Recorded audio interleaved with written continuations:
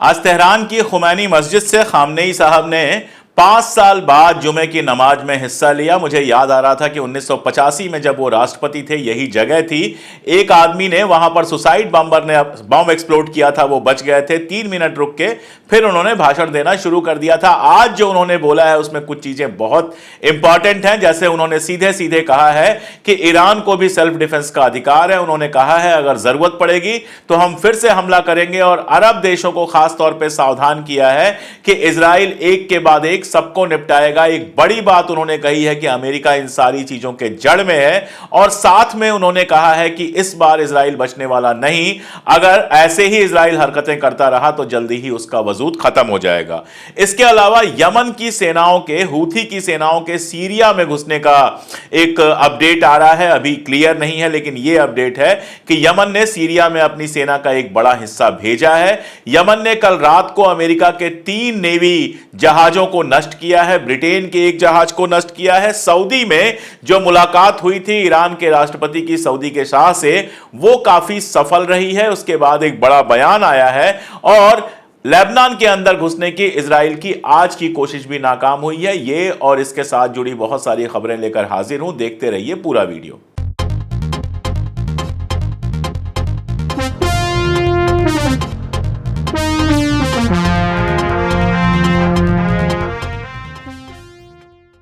नमस्कार, मैं अशोक कुमार पांडे और स्वागत है आपका टीसीएच पर। हाजिर हूं इजराइल, लेबनान, फलस्तीन, ईरान, मिडिल ईस्ट और इसके बहाने पूरी दुनिया की खबरें लेकर। आज सुबह सुबह जब नींद खुली और थोड़ी देर बाद ट्विटर देखना शुरू किया तो मुझे एक बारगी लगा कि वाह, गोदी मीडिया हमारा सबसे पहले वो खबर निकाल ले आया जो खबर इजराइल के पास भी नहीं है। जी, लेबनान में हिजबुल्लाह के जो नए चीफ बने हैं सैफियद्दीन साहब, हसन नसरुल्लाह के मरने के बाद उन सैफियद्दीन साहब की हत्या की खबर इस तरह से फैली हुई थी इंडियन गोदी मीडिया में, जैसे बस सैफियद्दीन के ये लोग बगल में बैठे हुए थे। जो ही वो फौत हुए, जो ही उनकी मौत हुई, इन लोगों को सबसे पहले खबर मिली। जाहिर है जब मैंने गोदी मीडिया की ये खबरें देखी, उसके बाद रोज की तरह मैंने इंटरनेशनल मीडिया खंगालना शुरू किया। अमेरिकन मीडिया खंगाला, ब्रिटिश मीडिया खंगाला, द गार्जियन देखा।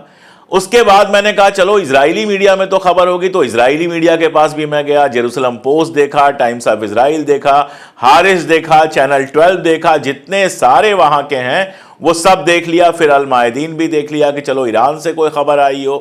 लेबनीज जो न्यूज चैनल्स हैं उनको देख लिया, लेकिन कहीं यह खबर नहीं थी कि सैफियद्दीन साहब के साथ ऐसा कुछ हुआ है। इजराइल के अखबार जेरूसलम पोस्ट और टाइम्स ऑफ इजराइल में जो हेडिंग बनाई है, बड़ी छोटी सी हेडिंग कहीं किनारे है। उसका लब्बो लुबाब यह है कि इस बार सैफियद्दीन को टारगेट करने की कोशिश की थी इजराइल ने। यानी सारा खेल क्या था कि इजराइल को पता था नहीं कि सैफियद्दीन कहां पे हैं, तो उसने वहां पर कारपेट बॉम्बिंग की थी, और इस कारपेट बॉम्बिंग में उसको उम्मीद थी कि सैफियद्दीन भी वहीं कहीं होंगे और मारे जाएंगे। लेकिन यह उम्मीद पूरी नहीं हुई है। जब मैं ये रिकॉर्ड कर रहा हूं तो Israeli media, IDF, Hezbollah, Iran, कहीं से भी इससे जुड़ा कोई बयान आया ही नहीं है। आप समझ सकते हैं कि हमारा गोदी मीडिया कितना और किस लेवल का झूठ बोल सकता है। मतलब एक बात तो यह कि इनके पास कहीं से कोई इंफॉर्मेशन नहीं आती है।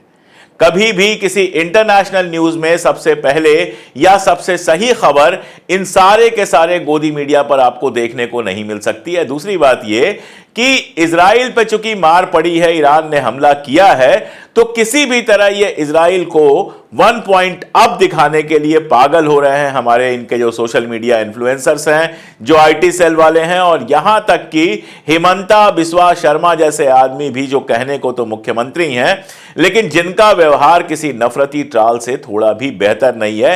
हिमंता बिस्वा शर्मा का एक बयान आया कि सारे नसरुल्लाह को मार देना चाहिए, शांति के लोग दुनिया में रहने चाहिए, इस तरह के लोग नहीं रहने चाहिए।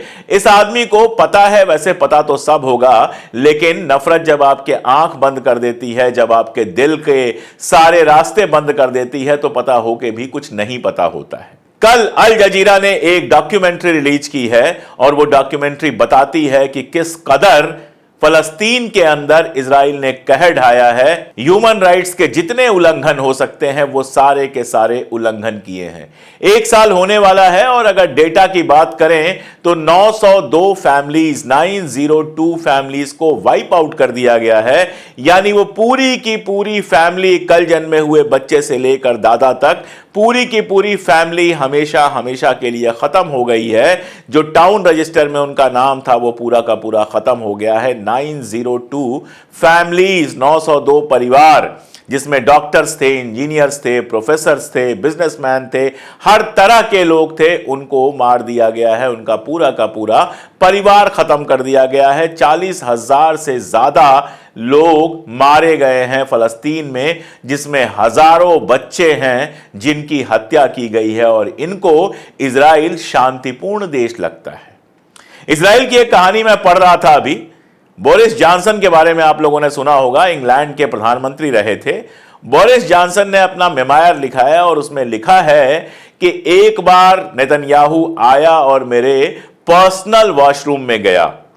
उसके जाने के बाद जब मैंने जांच कराई तो पता चला कि मेरे पर्सनल वॉशरूम में हियरिंग बग लगा हुआ था। यानी एक ऐसी डिवाइस लगी हुई थी जिस डिवाइस से बोरिस जॉनसन अगर कहीं कोई बात करता है अपने घर में तो वो बात नेतन्याहू को सुनाई दे सके। आप समझ सकते हैं कि किस लेवल के लोग हैं। जो अमेरिका, जो इंग्लैंड इनके ऊपर भरोसा करता है, उसके नेताओं पर भी, उन नेताओं को कई बार ब्लैकमेल करने के लिए इस तरह की हरकतें ये लोग करते हैं। और ये कोई और नहीं कह रहा है, ये बोरिस जॉनसन कह रहा है, जो नेतन्याहू और इजराइल का हमेशा समर्थक रहा है। और हमारे हिमंता बिस्वा शर्मा को वो बड़ा शांतिपूर्ण आदमी लग रहा है। हिमंता भी बहुत शांतिपूर्ण है, जिनके यहां इतनी सारी हिंसा, सांप्रदायिक हिंसा हुई है और जिनके बगल में मणिपुर में रोज लोग मारे जा रहे हैं, लेकिन मणिपुर पर बयान देने की इनकी हिम्मत नहीं है। ये लोग शांति की बात करेंगे। इजराइल जाकर कहीं भी किसी को मार दे, फलस्तीन में मार दे, ईरान के लोगों को मार दे, सीरिया के लोगों को मार दे, हिजबुल्लाह के लोगों को मार दे, लेबनान के लोगों को मार दे, तो वो शांति के लिए है। लेकिन कोई अगर पलट कर जवाब दे तो इनके हिसाब से वो गलत है। खैर, इनके मन में तो मुसलमानों से नफरत है। ये हसन नसरुल्लाह के अलावा कुछ और सोच नहीं पा रहे हैं। इनको शायद नहीं पता है कि किस तरह से हसन नसरुल्लाह की फौज ने आईएसआईएस से वहां के ईसाइयों को बचाया है, किस तरह से उस इलाके को आईएसआईएस के कहर से बचाया है। इन सारी चीजों से इनको क्या लेना देना। ये तो बस नफरत फैला रहे हैं और यहां का गोदी मीडिया बैठ के सपना देख रहा है कि इजराइल अभी उठेगा और एकदम ईरान को खत्म कर देगा। वो तो मैंने आपको दिखाया ही था कि इन लोगों ने तो न्यूज चला दी थी कि दुनिया के नक्शे से ईरान खत्म हो गया। इनका यह सपना कभी पूरा होने वाला नहीं है, लेकिन अपनी नफरत का सपना देखने के लिए यह हमेशा आजाद हैं। देखते रहें कोई क्या कर लेगा। एक खबर आई है जेरूसलम पोस्ट में। जेरूसलम पोस्ट को आप समझ लीजिए कि जैसे हमारे यहां गोदी मीडिया के अखबार होते हैं, बहुत सारे ऐसे अखबार हैं, आप जानते हैं मैं नाम क्या लूं, वैसे ही ये इजराइल का अखबार है जो हमेशा सरकार की भाषा बोलता है। इस खबर में इन्होंने बताया है कि जो डिफेंस है वो ऑफेंस से ज्यादा महंगा पड़ रहा है। यानी ईरान ने जो मिसाइलें फेंकी उसमें जितना खर्चा हुआ उससे ज्यादा खर्चा उन मिसाइलों को रोकने के लिए जो इंटरसेप्टर मिसाइल्स फेंकी गई, जो ज्यादातर नाकामयाब रही। आप जानते हैं 80% मिसाइलें सही जगह पर गिरी हैं। और अब तो नई खबरें आ रही हैं कि नेवातिम एयरपोर्ट जो उनका है वो किस कदर बर्बाद हो चुका है। लेकिन इनका कहना है कि एक तो अभी बहुत खर्चा आया और आगे अगर हम लड़ाई को बड़ा करते हैं और ईरान हमला करता है तो इन इंटरसेप्टिव मिसाइल्स पर, जिसको आयरन डोम वगैरह लोग कहते हैं, इन पर हमारा खर्चा बहुत ज्यादा होने वाला है। और मैं आपको बता चुका हूं कि मूडी इनकी रेटिंग गिरा चुका है, इकॉनमी इनका सत्यानाश हो चुकी है, ब्रिटेन से तेल अवीव जाने वाले जहाजों पर रोक लग चुकी है। और इस समय जब बहुत कम किराया होना चाहिए था अमेरिका जाने का, तेल अवीव से अमेरिका जाने का जो प्लेन का किराया है वो एकदम से बढ़ गया है, क्योंकि बहुत सारे लोग तेल अवीव छोड़कर, इजराइल छोड़कर अमेरिका भाग रहे हैं। ये कंडीशन है अभी इजराइल की। हमारा गोदी मीडिया ऐसा समझता है जैसे इजराइल बस एकदम सर्वजेता है, कभी भी किसी को हरा सकता है, इतनी बड़ी ताकत है। इस आर्टिकल में लिखा गया है कि जब तक अमेरिका हमारी मदद कर रहा है तब तक तो ठीक है, लेकिन अमेरिका ने अगर मदद कम कर दी तो हमारा आयरन डोम किसी काम का नहीं रह जाएगा। उधर ईरान अपनी बातें बिल्कुल क्लियर कर रहा है। ईरान के जो राष्ट्रपति हैं, आप जानते हैं, वो गए थे दौरे पर गए थे, गल्फ के दौरे पे गए थे, सऊदी अरबिया में गए, कतर में गए, हर जगह वहां के कतर के अमीर से मिले, सऊदी अरबिया के जो शाह हैं उनसे मिले, इन सारे लोगों से मिले। जब उनसे पूछा गया कि जिस समय इतना टेंशन चल रहा है, आप हवाई जहाज से चल रहे हैं, आपको डर नहीं लगता, तो उन्होंने कहा कि पहली बात तो यह कि मेरा वो कुछ कर नहीं पाएंगे, और दूसरी बात जब मरना है तो शहीद की मौत मरने से बेहतर कुछ और हो नहीं सकता। अभी ये तो खबर आई रही थी, तब तक खबर ये आई कि जो ईरान के विदेश मंत्री हैं, फॉरेन मिनिस्टर हैं, वो भी प्लेन से बेरूत पहुंचे हैं, यानी कि लेबनान की राजधानी पर पहुंचे हैं। ईरान ने यह कदम उठाकर बताया है कि हम हर हाल में लेबनान के साथ हैं। जिस समय लेबनान पर लगातार कारपेट बॉम्बिंग हो रही है, उस समय बिना किसी डर के वहां के फॉरेन मिनिस्टर फ्लाइट में बैठकर बेरूत पहुंच रहे हैं और इस तरह से दुनिया को बता रहे हैं कि ईरान कहीं भी डरा हुआ नहीं है इजराइल से। आप जानते ही हैं कि खामैनी साहब बाकायदा धमकी दे चुके हैं, बाकायदा राष्ट्रपति महोदय धमकी दे चुके हैं कि अगर इजराइल ने कोई ऐसी वैसी हरकत की तो वो इस बात के लिए तैयार रहे कि इस बार जब हम हमला करेंगे तो वो पूरी तरह से कोलैप्स कर जाएगा। देखिए, ये सब जो होता है साइकोलॉजिकल वार का हिस्सा होता है। इजराइल लगातार खबरें ये चला रहा है कि हम उनकी एटॉमिक फैसिलिटी पे हमला करेंगे, हम उनकी आयल पे हमला करेंगे। आप ये सोचिए, अगर आयल फैसिलिटीज पे हमला करते हैं, ये बयान भी लेबनान से आया है कि अगर आयल फैसिलिटीज पे हमला हुआ तो या तो आयल सबको मिलेगा या किसी को नहीं मिलेगा, यानी पूरी तरह से खाड़ी से जो आयल की सप्लाई है वो रोक दी जाएगी, कुछ हथियारों द्वारा रोकी जाएगी, कुछ बातचीत से रोकी जाएगी। और जाड़े आने वाले हैं, अभी लंदन में और बाकी जगहों पर 3-4 बजे दिन डूबना शुरू हो गया है, लगातार बारिश हो रही है और ठंड लगातार बढ़ती जाएगी। उसमें अगर आयल नहीं पहुंचा तो यूरोप की हालत खराब हो जाएगी। जहां तक हमारे इंडिया का सवाल है, हमारे लिए तो दोहरी दिक्कत है। पहली बात तो यह है कि हमारे पास अगर आयल आना कम होगा तो तुरंत पेट्रोल की कीमतें बढ़ जाएंगी, डीजल की कीमतें बढ़ जाएंगी, और साथ में चूंकि वो रूट हमारा ट्रेडिंग रूट है और हाइफा पोर्ट तो आप जानते हैं अदानी जी का समझौता है, तो अगर वो रूट डिस्टर्ब होता है तो हमारे लिए ट्रेड भी मुश्किल हो जाएगा, तो हमारी चीजों की कीमतें और बढ़ेंगी। जब हाइफा की बात हो रही है, रेड सी रूट की बात हो रही है, तो हूथी की बात होना जरूरी है। हूथी ने कल रात अकेले एक रात में 3 यूएस नेवी डिस्ट्रॉयर्स को मार दिया और साथ में एक ब्रिटिश जहाज को भी गिरा दिया। अब हूथी के ऊपर आप जानते हैं इजराइल हमला कर चुका है, अमेरिका हमला कर चुका है, ब्रिटेन हमला कर चुका है। छोटा सा देश है यमन, और वो भी भूख से परेशान। लंबी लड़ाई चली है सऊदी अरबिया के साथ, उसके बावजूद हूथी न केवल रेड सी से अब तक जहाज नहीं जाने दे रहा है, सिंगापुर के पोर्ट पर ढेरों जहाज लगे हुए हैं जो वहां से निकल नहीं पा रहे हैं, बल्कि सीधे तेल अवीव पे हमला कर रहा है। कल की खबर थी कि तेल अवीव पे जो हमला किया है हूथी ने, उसका डायरेक्ट इंपैक्ट हुआ है, उसका डायरेक्ट नुकसान हुआ है। उधर इराकी मिलिशिया भी लगातार हमले कर रहा है और जमीनी लड़ाई में इजराइल को लगातार नुकसान हो रहे हैं। आज सुबह की खबर है 17 उसके जो लड़ाके हैं वो मारे गए हैं।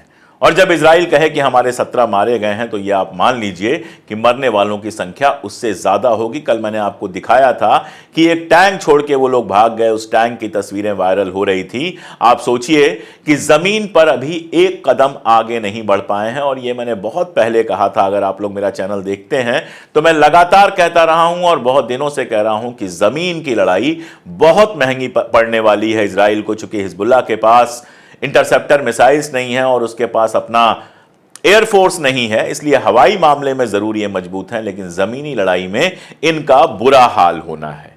अमेरिका में किस तरह की पॉलिटिक्स चल रही है, कितनी गंदी पॉलिटिक्स चल रही है, उसको समझना है तो 2 खबरें पढ़ना बहुत जरूरी है।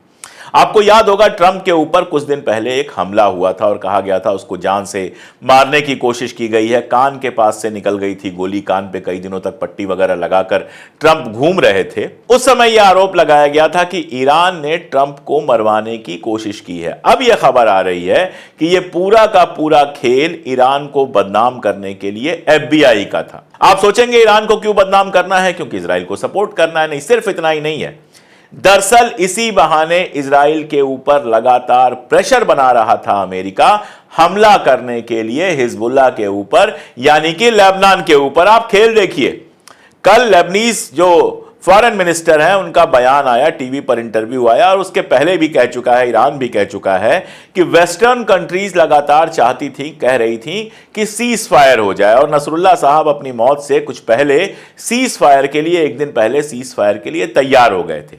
यानी एक तरफ अमेरिका यह भरम दे रहा था हम तुम्हारा सीज फायर करवा रहे हैं इजराइल के साथ, इसलिए ज्यादा अटैक ना करो, और दूसरी तरफ नेतन्याहू को प्रेशराइज कर रहा था कि लेबनान के ऊपर अटैक करो। जब हिजबुल्लाह ने मान लिया कि हम सीज फायर के लिए तैयार हो जाएंगे, वो यही चाहते थे कि फलस्तीन में जो खूनी खेल चल रहा है वो रुक जाए, उस मौके का फायदा उठाकर इजराइल ने हसन नसरुल्लाह की हत्या कर दी। यानी कि यह सारा जो खेल था अमेरिका को पता था और अमेरिका के पीठ पीछे नहीं बल्कि अमेरिका के डायरेक्शन में हो रहा था। इस तरह से धोखा देकर हसन नसरुल्लाह को मारा गया। उनको पहले फंसाया गया, कहा गया कि सीज फायर के लिए आप तैयार हो जाइए। जब उन्होंने कहा कि हम सीज फायर के लिए तैयार हैं, उसके बाद उनकी हत्या कर दी गई। साफेदीन साहब को यह पूरी कहानी पता है, इसलिए वो इजराइल पर या अमेरिका पर किसी बात पर भरोसा करने को तैयार नहीं होंगे। यह बात कोई भी समझ सकता है और हमारा गोदी मीडिया कितना भी हल्ला मचा ले, खबर उसके पास बहुत देर से पहुंचेगी। हां, झूठ वो लगातार बोलता रहेगा, ये तय है। उधर इजराइल ने रशियन ठिकानों पे जो सीरिया पे हमला किया है, उसमें दो खेल किया है। पहला तो सीरिया के रशियन ठिकानों पर हमला किया है, दूसरा सीरिया और लेबनान के बीच जो रास्ता है उस रास्ते पर बॉम्बिंग की है, जिससे फिलहाल वो रास्ता बंद है। अब रशिया एक तरफ ईरान को हथियार लगातार भेज रहा है, लेबनान को उसने हथियार भी भेजा है, राहत सामग्री भी भेजी है, और अब जब उसके ठिकानों पर सीरिया पर इजराइल ने हमला किया है, बहुत मुमकिन है कि अपने ठिकानों को बचाने के लिए रशिया जो सीरिया में उसके ठिकाने हैं वहां से इजराइल पर हमला करे।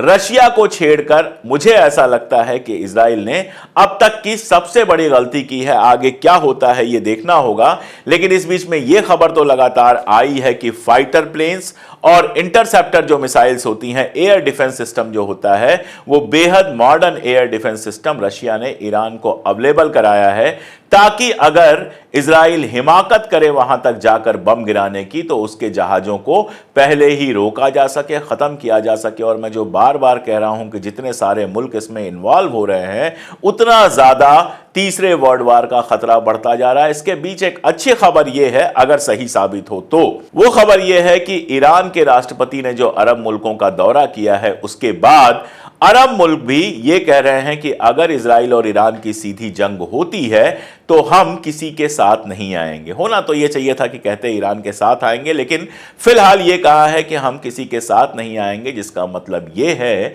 कि वो इजराइल के साथ नहीं आएंगे। अगर अपनी जबान पर वो कायम रहते हैं तो यकीन जानिए कि इजराइल के लिए हर तरफ से मुश्किलें आने वाली हैं। हालांकि अपनी जबान पर कायम रहेंगे नहीं रहेंगे ये अभी कह पाना मुश्किल है। हां, सऊदी में जब थे वहां के राष्ट्रपति ईरान के, तब सऊदी के शाह का एक बड़ा बयान आया था। उन्होंने कहा था कि हमारे बीच जो भी मनमुटाव है उसको 100% पूरी तरह खत्म करने के लिए हम आगे बढ़ रहे हैं, आज उसको हम पूरी तरह खत्म करेंगे। ये बड़ा बयान है। अगर अरब मुल्कों को यह एहसास होता है कि इजराइल को उन्होंने इतना ही खुला छोड़ दिया तो कल को उनके अपने वजूद पर दिक्कत आ सकती है और वो किसी भी तरह से एक साथ खड़े होते हैं, तो यकीन जानिए इजराइल के लिए ऑपरेट करना बेहद मुश्किल हो जाएगा। और एक आखिरी खबर जो बेहद इंपॉर्टेंट खबर है, जिसको जानना बहुत जरूरी है, वो भी यमन से है। आप जानते हैं कि एलन मस्क जो ट्विटर चलाता है, जिसने ट्विटर का नाम बदल के एक्स कर दिया है, वो स्टार लिंक नाम की भी एक कंपनी चलाता है जो इंटरनेट की सेवाएं देती है। और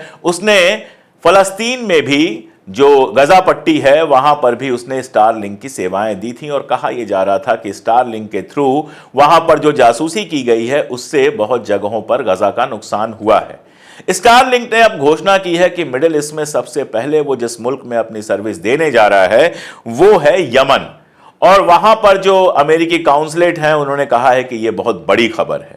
जहां तक एलन मस्क का सवाल है, बेंजामिन नेतन्याहू के साथ आपने उसकी फोटो देखी है, वो लगातार इजराइल और बेंजामिन नेतन्याहू की तारीफ करता हुआ आपको नजर आएगा। अमेरिकी इलेक्शंस में वो ट्रंप के साथ खड़ा है। इसीलिए यमन में आखिर वो स्टारलिंक क्यों दे रहा है, इस पर सवाल उठ रहे हैं। एक खतरा यह है कि कहीं ऐसा तो नहीं कि हूथी को जब कहीं से नहीं हरा पाए तो यमन में स्टारलिंक की सर्विस देकर उसके सारे सीक्रेट्स की जासूसी करके उसको नष्ट करवाने का कोई इरादा है। इसीलिए वहां पर बहस शुरू हो गई है कि यमन या हूथी वहां पर स्टारलिंक सर्विस शुरू करने देंगे या नहीं करने देंगे। खासतौर पर जिस तरह का पेजर विस्फोट हुआ था उसके बाद यह खतरा और बड़ा हो गया है। अब यमन इस पे क्या निर्णय लेता है, इजराइल ईरान के बीच में क्या होता है, इजराइल आक्रमण करता है तो कहां करता है, इसका जवाब क्या होता है, रशिया किस तरह से इंटरवीन करता है, ये सारी खबरें आने वाले दिनों में बेहद इंपॉर्टेंट होंगी और जैसे जैसे खबरें आएंगी उनके एनालिसिस लेकर मैं आपके पास आऊंगा।